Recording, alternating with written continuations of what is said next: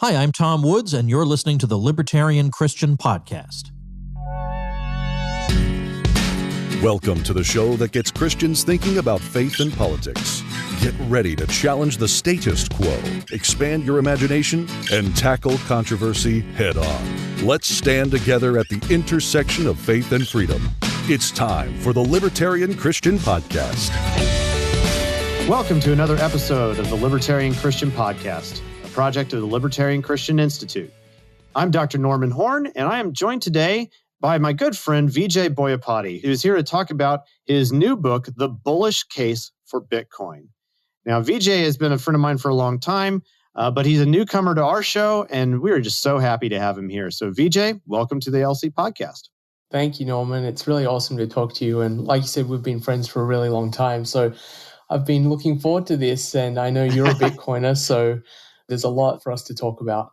Indeed. And we've been on similar forums for long enough that we probably even remember some of the early days of even discovering Bitcoin, which was always a bit of an enigma to us at first. But now we're writing books about it and doing podcasts about it and excited to see its value continuing to increase. We saw yet another all-time high this week. And wow, what an exciting time to be alive. Absolutely. It's like one of these really important moments in history, in the history of technology, and in the case of Bitcoin, in the history of money and economics. And the thing that gets me most excited, I know we both really highly value individual liberty, and it's a new technology and a new tool for advancing human liberty, and that's really why I'm so excited about Bitcoin.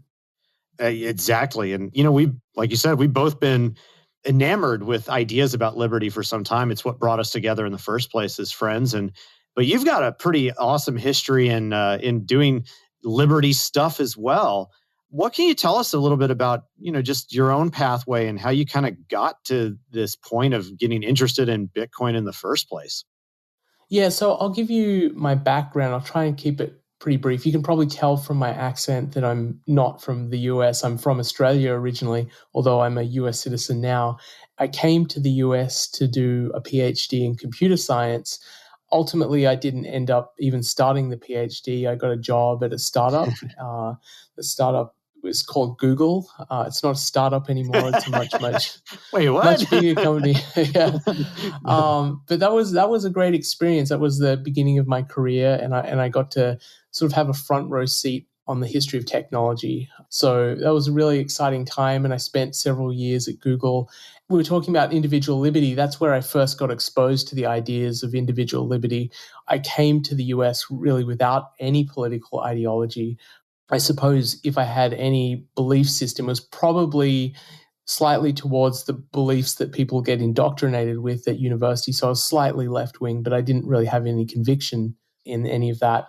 But when I was at Google, I met a number of libertarians who exposed me to some of the ideas of people like Ayn Rand and Milton Friedman, and then eventually Murray Rothbard and Ludwig von Mises.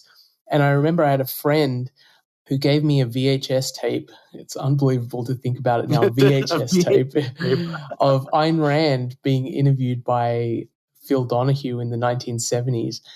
And, I never really cared much for politics or listening to politicians or, the topic in general. I didn't even think about it. But when I listened to Ayn Rand, I really felt like being hit by a bolt of lightning. I felt like she was arguing these positions from reason, and she was doing it in front. She was this very small Russian woman sitting in front of a very large hostile audience, many of whom believed in socialism and government intervention, and arguing passionately from conviction in the importance of human liberty. And it was just an incredible moment for me. And since then, I've just, gone down the rabbit hole with these ideas. So anyway, I was at Google until 2007, and then I had another one of those experiences. I was watching the 2008, the nomination for the candidate for the Republican Party, the debates in, I think it was South Carolina, and there was a candidate who was very different to all the other Republican candidates, and he got up on stage and he was explaining ideas that no one else was talking about, things like the importance of sound money and that the US should not be interfering in the affairs of other countries and the importance of individual liberty. And he explained what a novel that concept.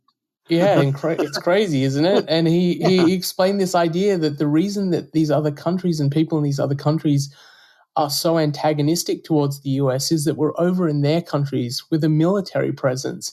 And if they were doing that to us, we'd be really upset. And Rudy Giuliani, and of course I'm talking about Ron Paul here, Rudy Giuliani got himself into a huff and like castigated Dr. Paul and told him off and said, I can't believe you just said that. But Ron stood his ground and explained the point in more detail and had the courage of his conviction, despite the fact there was this audience who was booing him. And it was that same feeling that I had when I watched Ayn Rand. And I thought, I got to do something to help this guy. This is incredible. So he came to Google actually to give a talk, when all the candidates were doing the circuit around the country. A lot of them came to Google because it was this, cool upcoming company and they wanted to impress the folks at Google and raise money. And Ron Paul came and I got up to the microphone and I said, if I could write you a blank check, I would write you a blank check. And I ultimately quit my job at Google, my pretty lucrative job, to go campaign for Ron Paul in New Hampshire. And I ended up raising millions of dollars and bringing hundreds of volunteers from around the country to canvass for Ron in New Hampshire. Ultimately, it didn't work out. And one thing I learned were that the factors much more powerful than grassroots activism, which determine the fate of political campaigns. And I learned that the media has incredible power. And Fox News decided in 2007 to exclude Ron from the Republican debates, despite his huge popularity, despite having raised more money than anyone else. And that totally killed his chance to win the primary in New Hampshire. So that made me really kind of sad and cynical about the political process. And for a number of years, I basically just gave up on it and thought, I don't want to be involved in this. I don't see a way that we can advance these ideas of individual liberty, given there are these very powerful entrenched interests that are against us. So I thought I'll just go back to the startup world and building software because that's what I know and that's what I'm good at. And then in 2011, I came across Bitcoin, and it was this like amazing new technology. I had no idea what it was, but I had a friend who I had a bet with, and the bet was about Federal Reserve policy. We were both really interested in economics, and we had a bet about whether the Federal Reserve would increase interest rates or not. And the bet was for a single silver coin, a single silver eagle, which at the time was worth about $50. And I won the bet, and my friend said, look, don't take the silver coin, take these other things. They're called Bitcoins. And I have some Bitcoins and I'll send them to you. And I said, okay, I don't know what you're talking about, but fine. My friend's probably the best investor I know. And so I said, okay, I'll take whatever you're going to give me. I don't know what it is, but you say it's this great new thing. I'll take it. And so he showed me how I needed to download the Bitcoin software, and then I needed to download the Bitcoin blockchain. And I had this tiny little laptop, and I had no idea what was going on. It was taking hours and hours, and the fan on my laptop was spinning, and it was getting really hot. And I'm like, what are you doing? What is this? And then eventually it finished downloading the blockchain, and he sent me 5 Bitcoins, and he showed me on a very primitive block explorer. He said, look, I sent you 5 Bitcoins. And I had no idea what that was, what it meant. And it was just a string of numbers and letters. But that was really the beginning for me back in 2011 when I started going down the rabbit hole and trying to understand what Bitcoin was and what its significance was. And it's just been something that I've been passionate about ever since, because in Bitcoin, I think I've found something that will help advance these values that we have through technology. And I have a belief now that it's a much more powerful way to change the world through technology rather than through political activism, because we can reshape the landscape completely and create tools that make certain things inevitable. So it's been something I've been very interested in and very passionate about for about a decade. Yeah, and we've talked about this in various ways for years. And one thing I think it's really interesting, we talk about technology being this great means of promoting individual liberty in the long run. But there's also some people out there who look at the progress of technology and they see, well, this could also just be, yet another means of the state taking control and all that. And to an extent, they're not wrong, but there's something special about Bitcoin, I think, that really drives the point about technological innovation being a driver of individual liberty forward. And I think you sort of agree with that too. And I'm wondering if we could unpack that a little together at first here. Yeah, I think that's a really great point. I think it's important to have humility about this and not necessarily say that technology is always good. I think technology can often be a double-edged sword. You think about something like nuclear power, for instance, could potentially be this fantastic, clean, cheap source of power for humanity. But on the other hand, it allows us to build bombs that could destroy the whole world. Or the internet, it allows people to communicate with each other without interference, but it also makes possible this very intrusive surveillance state.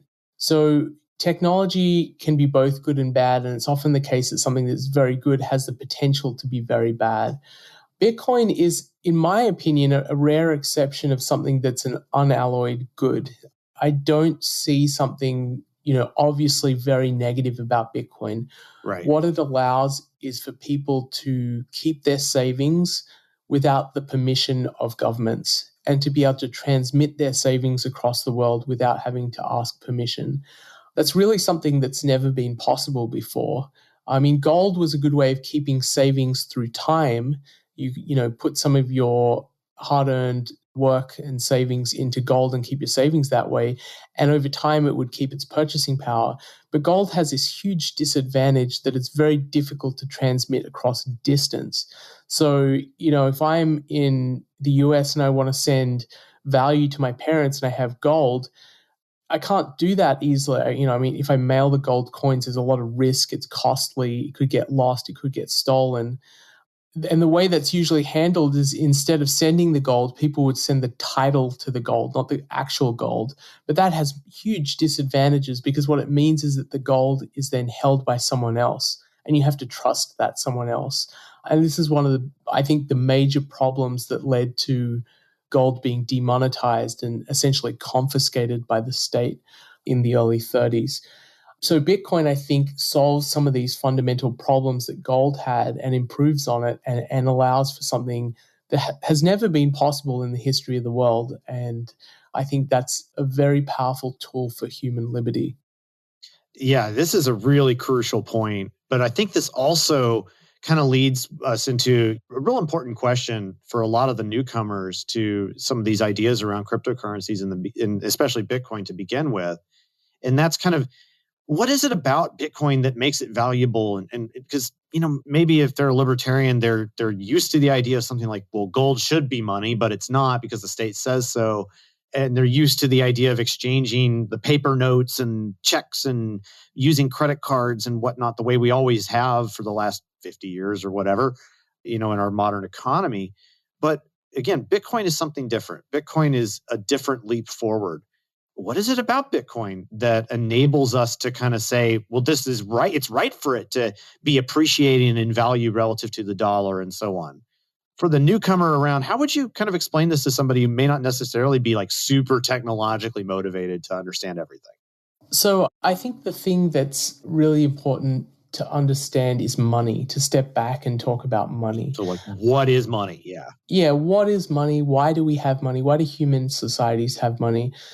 Basically, if we don't have money, we would all be in a state of barter. We'd be in this very primitive state and we wouldn't have human civilization. We'd be living in villages and the extent of human trade would be the people we know and trust in a very sort of small geographical area. Money is a tool that human societies have developed over time that allows for long-distance trade where you can trade with people you don't necessarily trust. It allows for economic calculation. It allows for price formation. It allows for the division of labor. And without the division of labor, we don't have civilization. So money is really this foundational thing that we have in society. It's the foundation for all trade and all savings. So we need it. And historically, gold had been money for most of human history. And that it wasn't by accident. It wasn't because people sort of dug up, this shiny rock from the ground and said, this is money, we need to use it as money. It was because gold had certain properties that made it suitable as money to solve the roles that money plays in human societies. And what are those roles? Well, firstly, money sort of acts as a store of value. It's something that you keep your savings in and you hope your savings will maintain their purchasing power over time. Another role of money is medium of exchange. And this is the one most people are familiar with. You have your money in your wallet and you go to the grocery store, and instead of exchanging fish for apples, which is a barter transaction, you exchange money and there's prices in terms of the money. So you go to the grocery store and a loaf of bread is $5. And finally, money is a unit of account. What that means is people account for their profits and losses in terms of money. And that's kind of the final stage of the evolution of money when you have a developed society and it's capitalistic and you have a very deep division of labor. So the thing about money, I would also say, is that it's what's called an intersubjective reality. It's something that has power and value because we all believe it. And there are a lot of things like this where, if we woke up tomorrow and we'd all forgotten about money, then we would instantly lose the power that money had because we wouldn't know how to do anything. We wouldn't know how to buy stuff. We'd look at prices and we'd be confused what they were. There are other intersubjective realities, things like, people valuing artwork. Like, why do we value certain artwork? It's something that's developed in human society where we think certain things are good and certain things are bad. Religion is another intersubjective reality where a lot of people believe in something and it gives that thing value because we all share these values together and we believe that they have power. So money is actually probably one of the most powerful intersubjective realities. I think it's a big mistake that a lot of libertarians and Austrians make when they say gold is money because it's physical, it has physicality and it has intrinsic value. Actually, that's completely false. And, if you study Austrian economics, you will understand that value is always subjective. That means each of us will value things subjectively. There's no objective value to something. So a boat, for instance, is not an objectively valuable thing. Maybe a boat is valuable to someone living on the coastline who fishes a lot, but a boat is not valuable to someone who's in the middle of a desert. So this idea of subjective value is really important. With something like gold, what happens is everyone comes to a subjective value of gold because it served these purposes of money that are really important in society: store of value, medium of exchange, and unit of account. So when we think about gold, I like to talk about the attributes that make for a good money. And these attributes have been known for a very, very long time. Even Aristotle talked about these attributes. They're things like durability. So gold is a better money than wheat because wheat perishes over time. Portability. Gold is better than cows, and cows were actually used as money in some societies, but gold is far better than cows because it's, you can carry a lot of value in a small space. Fungibility. So every unit of the economic good should be equivalent to every other unit of the economic good. So gold, again, is better than something like diamonds because diamonds are irregular in shape and quality. So if you were using diamonds as money, every time you tried to do a trade, you'd have to get out your magnifying glass and look at the quality. It would add a huge friction to trade. But probably the most important attribute for any monetary good is scarcity. Mm-hmm. And people have always valued money that is scarce, because imagine that instead of gold being money, sand was money. Then if you wanted to get rich, you just go down to the beach and you'd fill your buckets with sand and you'd be rich. And the other people who had savings in sand, the value of their sand would then decrease dramatically. So humans have always chosen money that's hard to produce. And this is actually an interesting attribute of Bitcoin compared to gold. Bitcoin has something that we've never seen before, which is absolute scarcity. We know by design that Bitcoin will never have more than 21 million Bitcoins which are tokens that can be traded on the network. Whereas gold increases in supply by about 1 to 2% per year. So while gold is hard money, Bitcoin is the hardest money that humanity has ever known. And that's one of the reasons why, at the margin, people are recognizing that Bitcoin is superior along the attributes that make for good money, and they're switching their savings over from other economic goods to Bitcoin. And certainly one area where Bitcoin dramatically excels over gold is portability. The ability to transmit Bitcoin over the wire makes it a very, very powerful way of transmitting value compared to gold. And I think, you made a point that's really interesting and something that it's to those of us who've been in Bitcoin a while, maybe it comes easy to us. But for some others, especially if you've been in libertarian circles for a while, maybe a little bit difficult to understand. And it's this idea of intrinsic value. And as you mentioned, there's a sense amongst libertarians that, the reason why gold should be money is because it has this intrinsic value.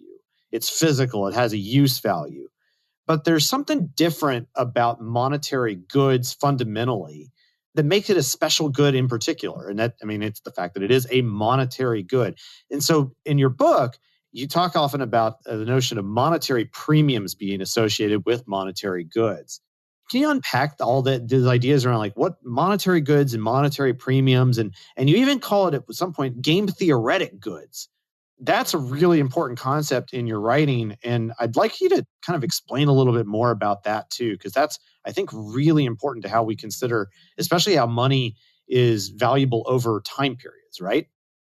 Yeah, most people find it very difficult to wrap their head around money because it's valued in a very different way to traditional economic goods. Most people kind of understand stocks and bonds and real estate because those asset types produce cash flow. And so if you look at a house and you see that it's selling for $1 million and you're a bit confused by that, you might say, well, it generates $50,000 in rent per year. So now it makes sense to me because of that cash flow. Whereas monetary goods don't have any cash flow. Bitcoin doesn't have any cash flow and gold doesn't have any cash flow. It's just it's sort of a rock that kind of sits there. Those monetary goods get their value based on the utility they provide for serving as money in society.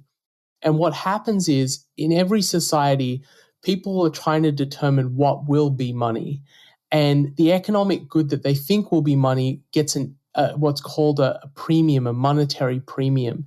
So if you took away the monetary premium for gold and valued it just based on its use value alone, what you would find is that, I think the current price of gold is around $1,600 or $1,700 an ounce. The use value price of gold was probably only $200.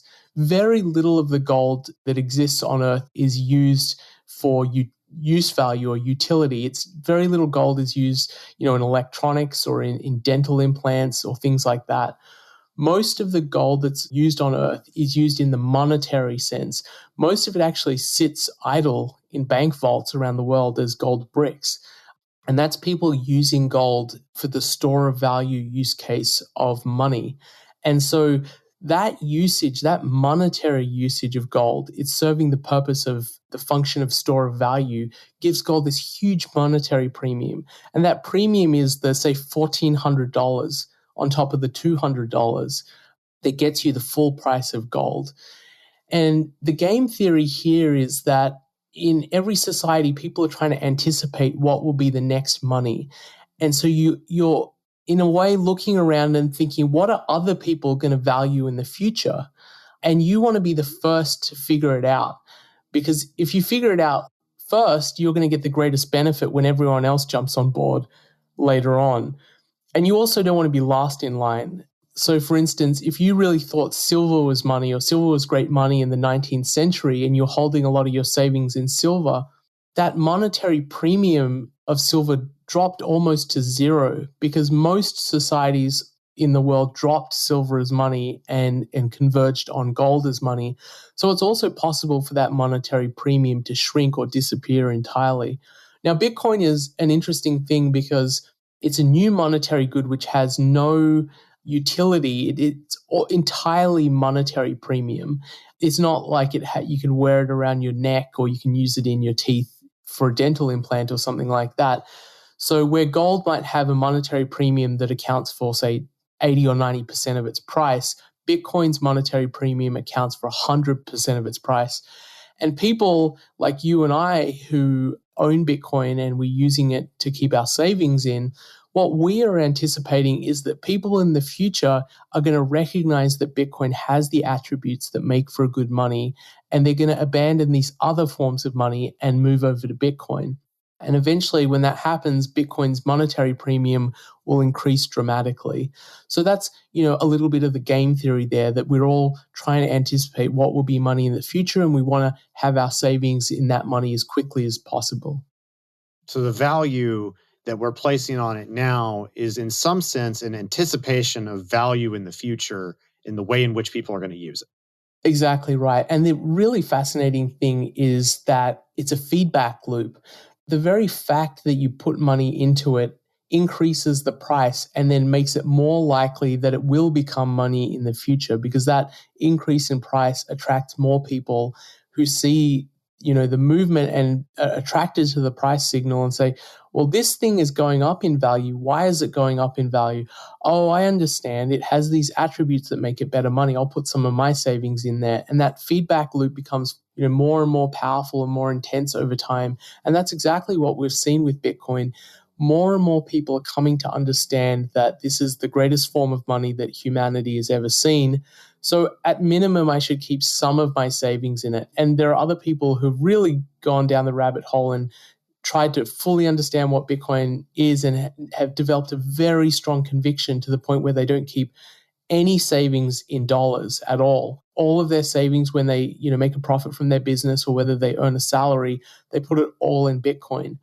And I think eventually in the future, everyone will be doing that. We will completely abandon government money, especially because of the damage that it's done to the world economy and the US economy.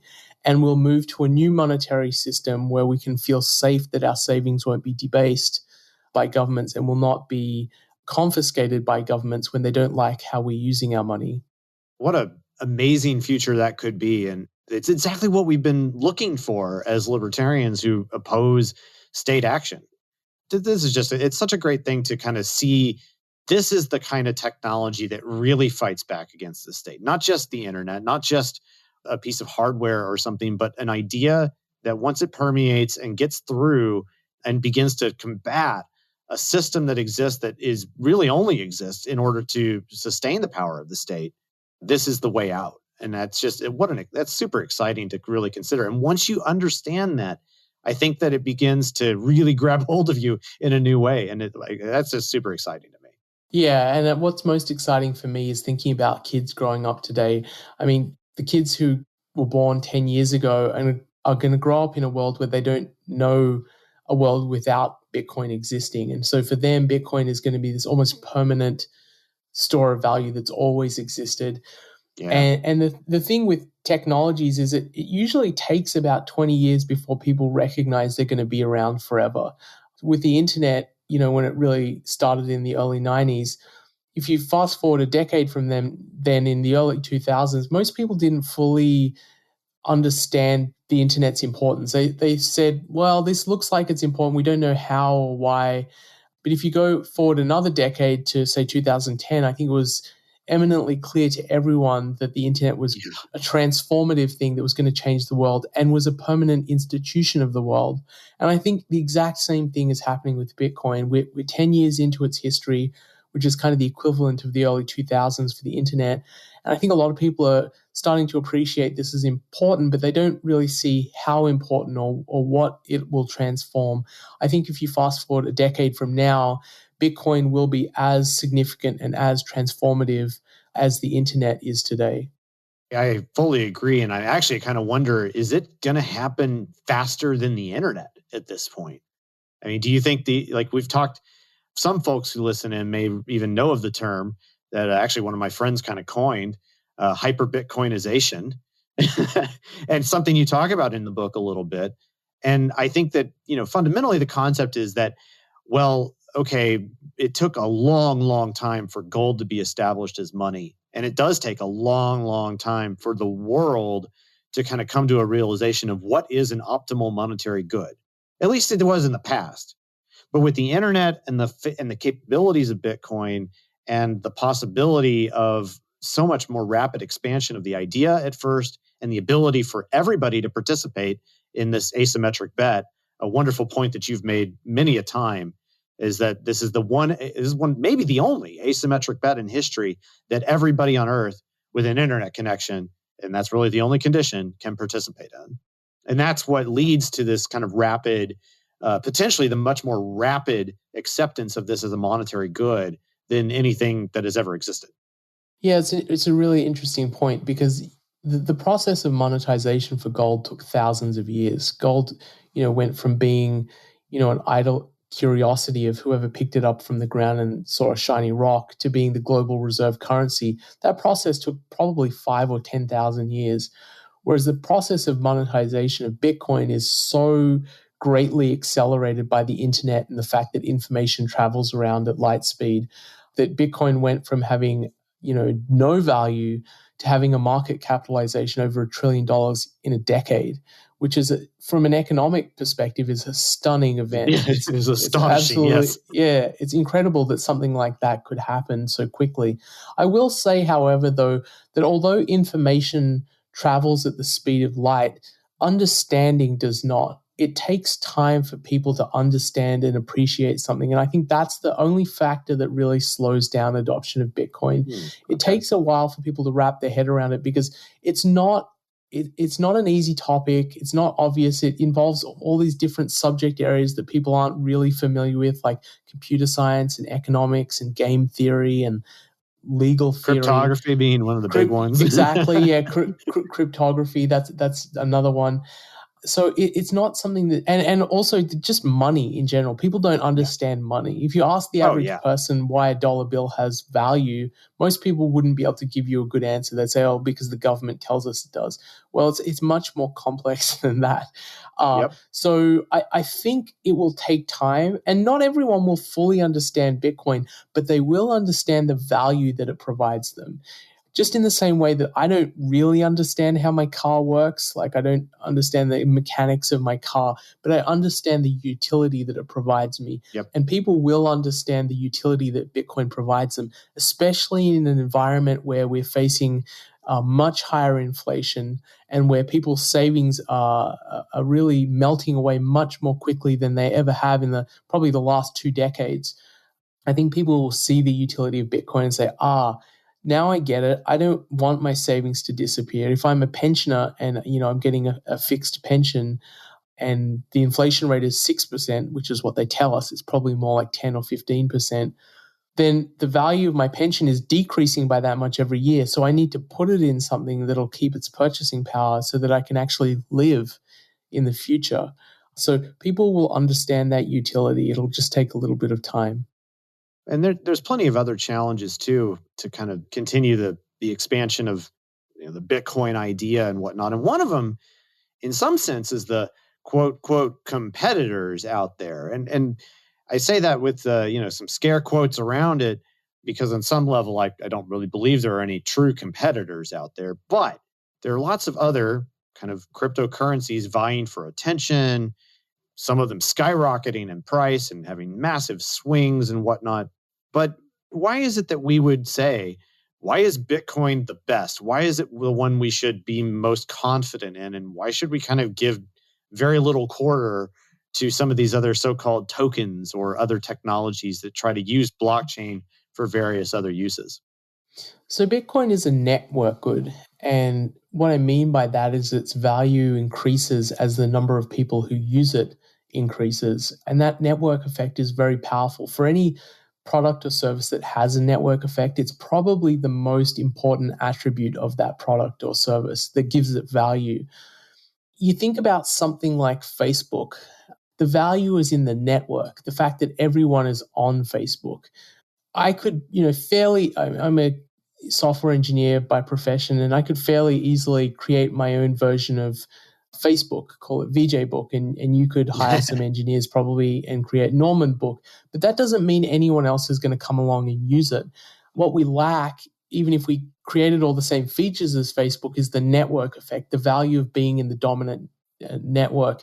Bitcoin has by far the dominant network of all of the cryptocurrencies. It's head and shoulders above everything else. And that encompasses, the community of people working on Bitcoin, the developers, the brand recognition, the technology built around it, the financial services allowing people to buy and sell Bitcoin and to get their savings into Bitcoin. It's much easier to get a large transfer of value into Bitcoin. Say you're a billionaire and you want to buy $10 or $15 million worth of Bitcoin, you can do that pretty easily and you won't move the price much. If you try and buy one of these tiny altcoins, put that much money into them, you're going to cause something which is called slippage, where you'll move the price a lot. And that's definitely not something you want to do when you're buying a financial asset. So the network effect of Bitcoin is by far and away higher than all of these other competing currencies that have been created. The other thing that's really important to understand about Bitcoin is it's the only one that I believe is truly decentralized, which is a unique attribute that means that no one controls Bitcoin. It's a network of computers around the world with no central point of failure. And this is, again, very different to all of these other cryptocurrencies. Most of them are created by a small team of people who are trying to enrich themselves by, owning most of the currency that they're creating and then dumping it on the public. And if it ever came to it, a government could go knock on the door and say, shut this off or shut this down, and they would be compelled to do so. So Bitcoin has that, different attribute, which allows us to trust that it can't be controlled, even by nation states. And many nation states have tried to attack Bitcoin and failed. So that's the one thing that gives me confidence that I can trust Bitcoin's monetary policy, which is a fixed monetary policy. I don't trust the monetary policy of these other cryptocurrencies because they have a team controlling them. And even the second biggest currency, Ethereum, recently changed their monetary policy. The team of developers got together and said, we want to change the way the issuance of tokens on our network. So I can never put trust in a cryptocurrency like that because it could change underneath me based on some, group of people who decided it's a good idea to change it. Bitcoin doesn't have that. There is no group of people who can control Bitcoin. And you mentioned sort of state interference there. And so I'm going to ask this question with sort of my own spin on an answer and then let you kind of have at it as well. Because this is, something my mom once asked me, is like, why do you think, Norman, that someday the US won't just shut it all down and take it all away and make it all disappear? What if they try to ban Bitcoin? And my answer initially was always like, bring it on, because then I won't have to report it for capital gains. No, but I guess the fact remains is like, what about the state banning Bitcoin? Vijay, what do you kind of think about that? So the fact that it's a decentralized network makes it very, very hard to shut down. It's kind of like saying, will the US government shut down the internet? And I guess you could say there's a theoretical possibility that the US government would shut down the internet, but it would be very, very difficult politically because so many people rely on the internet for their livelihoods that it's essentially impossible. An example I like to give of this is the ride-sharing company Uber. And the way Uber would work was they'd go into cities and they would launch their service and it would be really popular and people would sign up to be drivers and other people would use it because, usually taxi services are terrible. Yeah. And then eventually the taxi service would get really upset and petition the local city government and say, you need to shut this down. You need to regulate these guys because they're eating our lunch and you have to stop this. So you got to ban it. But by the time they got around to doing this, the local city governments would be facing this very strong entrenched lobby group, and that lobby group were the users of Uber and the drivers who really were passionate about Uber and didn't want it to be shut down, and it became too politically difficult to stop Uber. And I think the same thing is happening with Bitcoin, where you have adoption growing very, very fast, creating a political constituency who are passionate about Bitcoin and who want to defend it. And we're now actually seeing this reflected by people being elected to Congress and even the Senate who are very pro-Bitcoin. And we actually have a US Senator, Senator Lummis from Wyoming, who's a passionate Bitcoiner who owns Bitcoin and who said when she went to the Senate, my job is to explain to my fellow senators why Bitcoin is important. So we already have that political capture. And I think that's going to intensify over the next 5 years, when a very large fraction of the US population is going to have some savings in Bitcoin. It would kind of be like if the US government said, we're going to ban 401ks and we're going to take all of your 401k savings. You'd have a revolution. You'd have riots in the streets. So, but I don't want to completely dismiss this criticism, because I think state attack is still a possibility, even if it's a far-flung possibility. There is a race on between adoption of Bitcoin to the point where it's politically infeasible to shut it down versus those entrenched political interests who are antagonistic towards Bitcoin wanting it to be shut down. And those interests are the banking industry, the Federal Reserve, all the people who have the financial power who are going to be disrupted by Bitcoin's emergence. If they recognize early enough, perhaps they could do some damage to Bitcoin. So I sort of view this as an open question that I just happen to be pretty optimistic about. Well, and I think there's one other example here that is worth bringing to note, and that's, even since the last podcast that we did here at the Libertarian Christian Podcast, where we talked about Bitcoin more extensively, we've seen the crackdown on miners in China. And what happened? Nothing. I mean, the price didn't really swing all that much. We're already hitting new all-time highs. I mean, today we saw a big drop and whatever. That's just, it's the volatility of being in Bitcoin. Whoop-de-doo. But relatively speaking, China, of all places, where there were the most miners, where there was technically there's still a ton of interest in China, but they banned mining there. And we haven't seen much happen. I don't see that. If that is the reality of what happens when China does something, I don't think there's any chance of stopping it any other way. So at least that again gives me a lot of hope. Yeah, that's a really great point. If any country had the power to really shut down Bitcoin, at least in their jurisdiction, it would be China, because it's an authoritarian country with very powerful central government that can do things like that.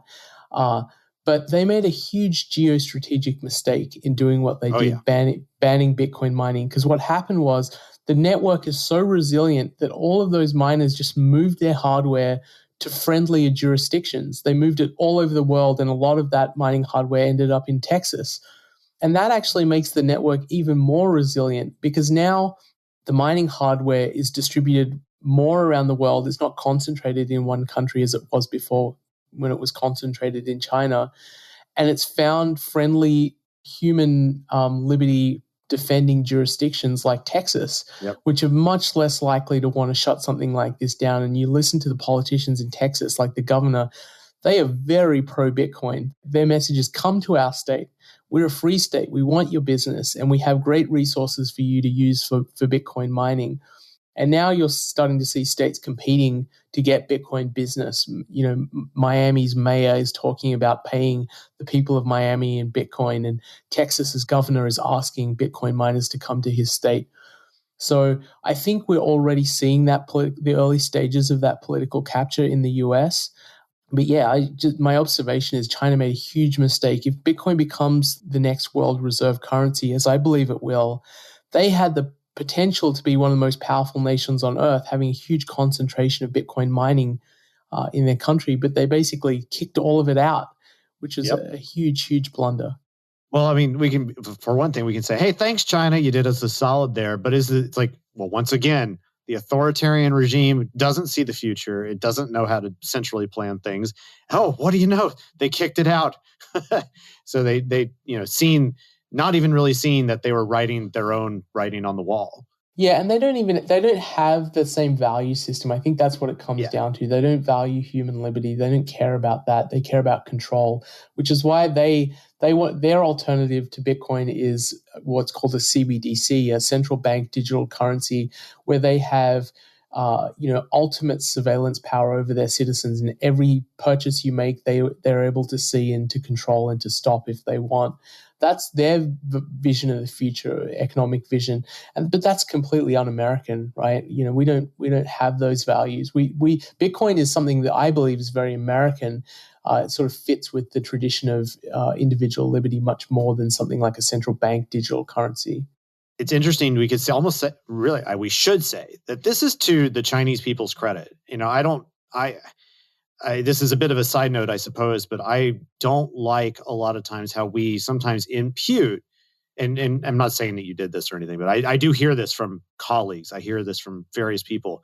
We impute the values of the government onto their people. And the fact that there were so many Chinese people who were going after Bitcoin, I think it was because they kind of, it is a signal that people over there realize the value of this sort of thing. And that's important. And the fact then that these same people then escaped, and there's still interest in Bitcoin over there, of course, is just indicative of how I think that we can't just assume, oh, well, communist China is just full of communist people. Like, you know what I mean? It's like, I would hate for somebody over in the Middle East to look at me and say, well, you must be as bad as your state leaders over there who continue to want to bomb us over here. Well, I wouldn't want to do that. I wouldn't want them to do that to me. I don't want to do that to the Chinese either. Yeah. And I know that's a little bit of a side point, but I think it's kind of an interesting side. Yeah, I think it's a good point. It's definitely difficult to unravel because it's hard to have a state like that without some fairly large fraction of the population approving of it. Oh, sure. If it were the case that, the vast majority of people disapproved, then it would be very unlikely to survive. And, I don't think it's easy to quantify. And I think you make a good point. It's not a good idea to make a blanket statement like I did that all Chinese people have these values. Well, you really didn't. So don't take it the wrong way. Yeah. But I would say, to push back a little bit on what you said, to take the other side of the position, I've seen a lot of people who have come from China who are very apologetic for the state behavior in China. When you explain something like Tiananmen Square and how it was this atrocity, a lot of people I've heard who've come from China will defend it and say, well, it wasn't that big of a deal. And, it was these people who were dissidents who were trying to sow chaos. So I've seen the other side as well. So, and I think for sure that there is a large base of people who actually support the policies and that the value system, if you're going to do an average of the population in China, is quite different to the value system of the US. And it's not just China. I would say the value system of the US is quite different even to a country like Australia, where I was born and raised, which, most people think of it as a Western country with liberal values, classical liberal values. But then we look at Australia now with the COVID response, and it looks like this draconian dictatorship where they've locked people in their homes. So I do think the US is a very interesting place. It's one of the reasons I want to live here, is that there is a much more powerful sense of the importance of our freedom and not trampling on human rights. But, even here we see people who do want to do that. So there's always a spectrum in every country. Oh, yeah, you're exactly right. I love the fact that there are lights everywhere that we can look to and be like, you know what? That's a good thing. And we saw that with Bitcoin, at least in China, and we see it all over the world for sure. And I love to herald those people and those who do see the future in that way and realize that, human liberty is important. There we go. Well, hey, Tank Man. Sorry, I was just going to, that iconic image of the man standing with a white flag in front of a Chinese tank. So yeah, you're absolutely right. Incredible stuff. Yeah.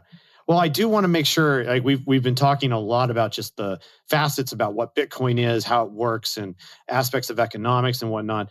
But you know what? You wrote a book on this whole thing, and I love it. I think it's amazing. I think it's one of maybe the most accessible short work on Bitcoin that exists.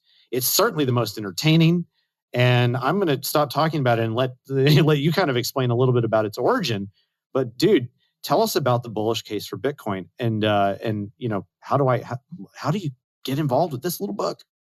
Yeah, so we started the show talking about my background and how I eventually got into Bitcoin, and I'd been interested in Bitcoin for a number of years.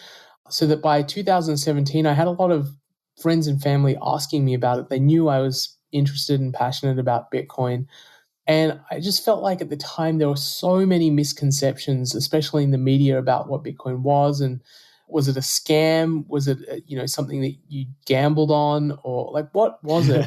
and I thought that I had spent enough time thinking about it, and I had the tools of Austrian economics to analyze it, that I could provide an economic framework for people to understand Bitcoin and to understand why it has value and why that value has been increasing over time.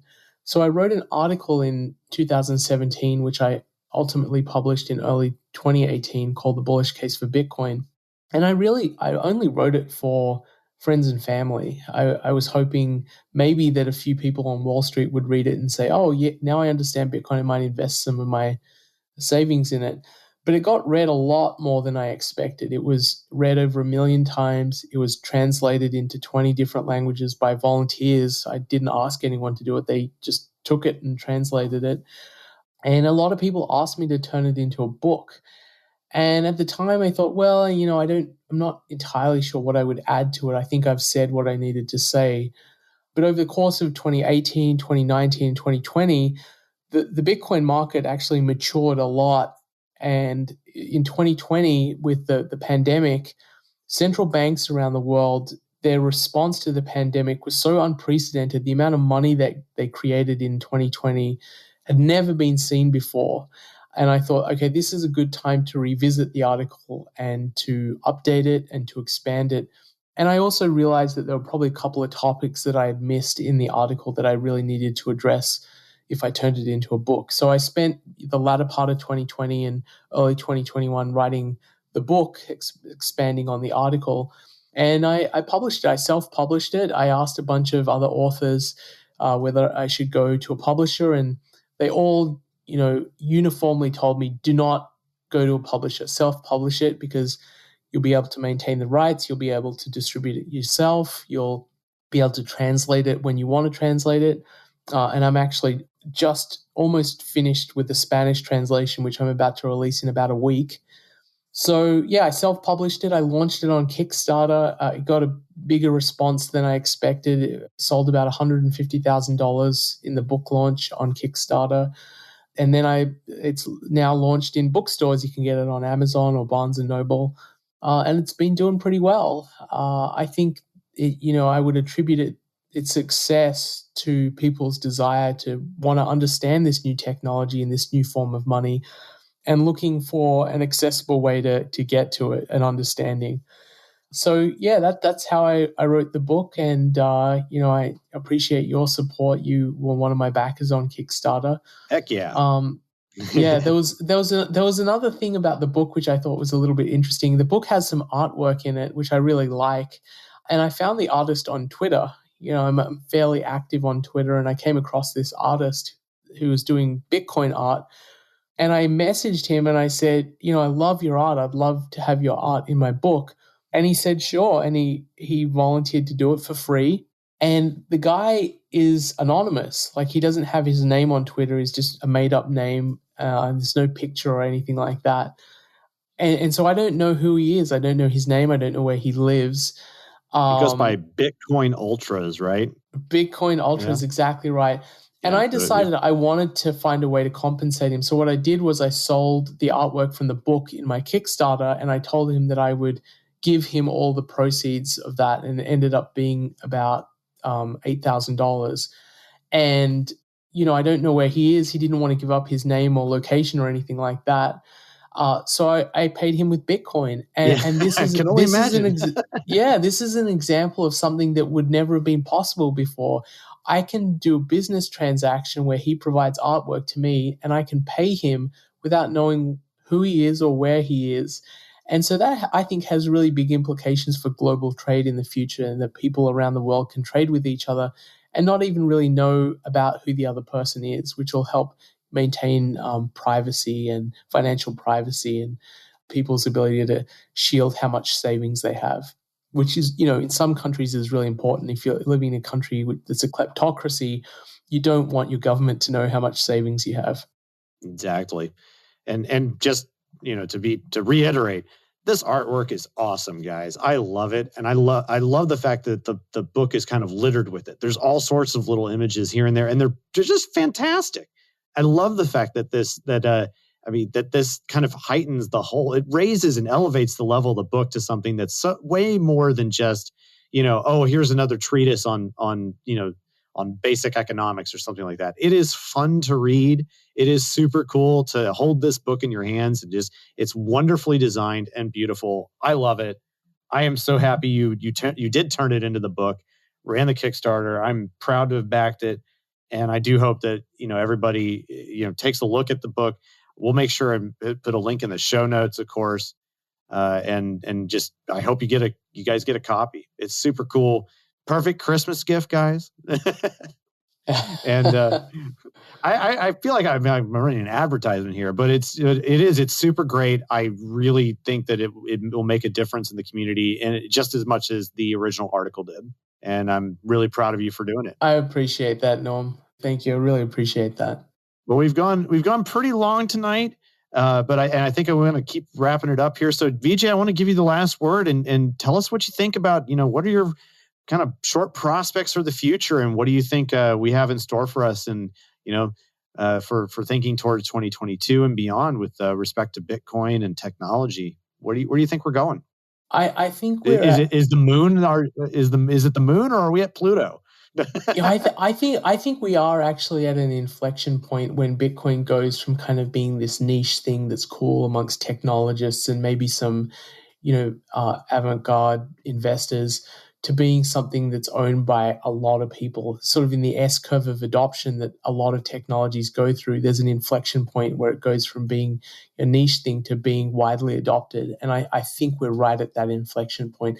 I think over the next, say, 3 to 5 years, you can see a lot of people come into Bitcoin.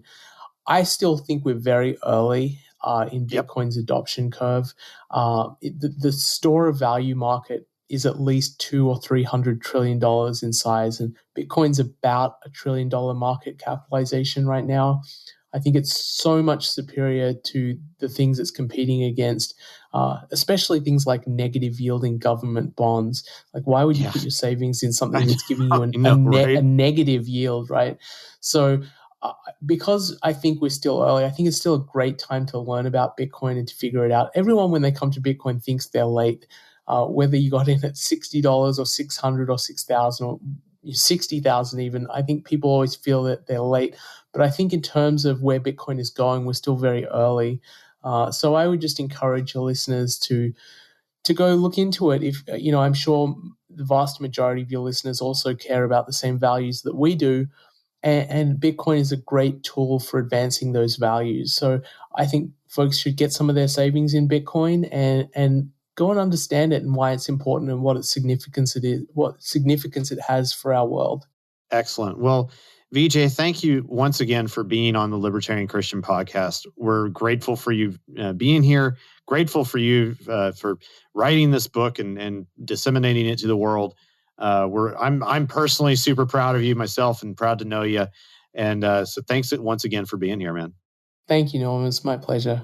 All right, and that concludes this episode of the Libertarian Christian Podcast. We'll see you next time. Thank you for listening to another episode of the Libertarian Christian Podcast. If you liked today's episode, we encourage you to rate us on Apple Podcasts to help expand our audience. If you want to reach out to us, email us at podcast@libertarianchristians.com. You can also reach us at LCI Official on Twitter. And of course, we are on Facebook and have an active group you are welcome to join. Thanks for listening, and we'll see you next time. The Libertarian Christian Podcast is a project of the Libertarian Christian Institute, a registered 501c3 nonprofit. If you'd like to find out more about LCI, visit us on the web at libertarianchristians.com. The voiceovers are by Matt Bellis and Catherine Williams. As of episode 115, our audio production is provided by Podsworth Media. Check them out at podsworth.com.